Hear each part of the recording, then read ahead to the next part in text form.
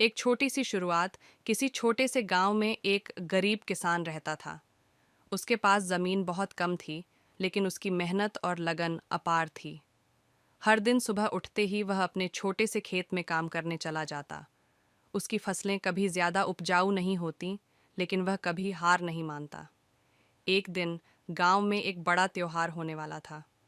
किसान ने सोचा कि शायद यह मौका उसके लिए बेहतर फसल उगाने का है। उसने और अधिक मेहनत की, लेकिन फिर भी मौसम ने उसका साथ नहीं दिया। उसकी फसल छोटी और बुरी तरह प्रभावित थी। त्योहार के दिन गांव के अन्य लोग अपनी शानदार फसलें दिखा रहे थे और किसान की छोटी सी फसल किसी को भी प्रभावित नहीं कर रही थी। वह निराश हो गया, लेकिन उसने हार मानने का निर्णय नहीं लिया। उसने सोचा कि अगर उसकी फसल छोटी है तो वह दूसरों से कुछ नया सीख सकता है। वह दूसरों से पूछता रहा और उनकी सलाह लेता रहा।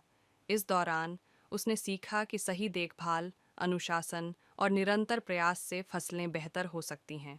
अगले साल किसान ने अपने खेत में नए तरीके अपनाए और लगातार मेहनत की। उसने अपनी फसल में सुधार किया और इस बार उसकी फसल शानदार हो गई। लोगों ने उसकी मेहनत और समर्पण की सराहना की। किसान ने सीखा कि कभी हार नहीं माननी चाहिए और हमेशा नया सीखने के लिए तैयार रहना चाहिए।